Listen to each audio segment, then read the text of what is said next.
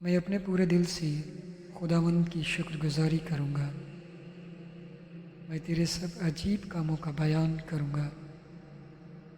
میں تجھ میں خوشی مناؤں گا اور مسرور ہوں گا۔ اے حق تعالیٰ، میں تیری ستائش کروں گا۔ جب میرے دشمن میرے پیچھے ہٹتے ہیں تو تیری حضوری کے سبب سے لرزش کھاتی اور ہلاک ہو جاتی ہیں،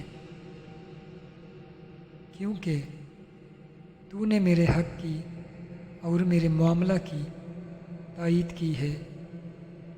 تو نے تخت پر بیٹھ کر صداقت سے انصاف کیا۔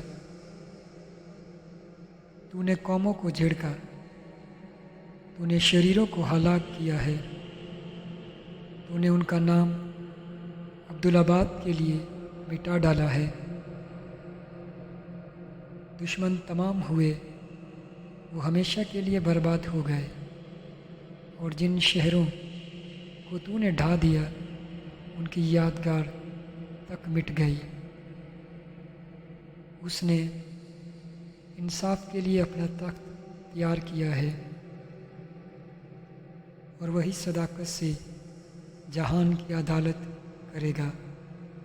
وہ راستی سے قوموں کا انصاف کرے گا۔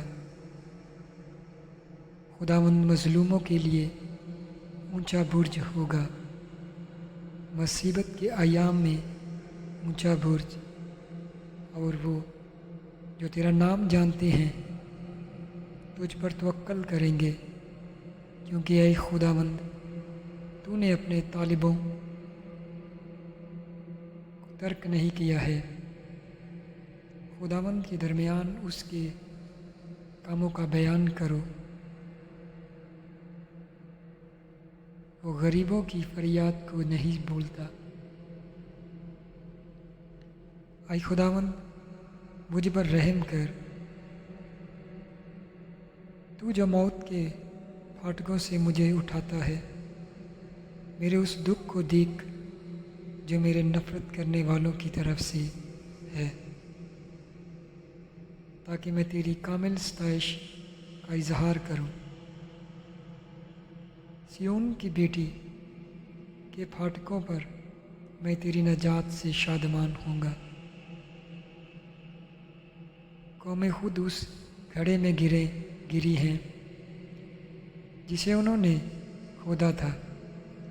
جو جال انہوں نے لگایا تھا اس میں انہی کا پاؤں پھنسا۔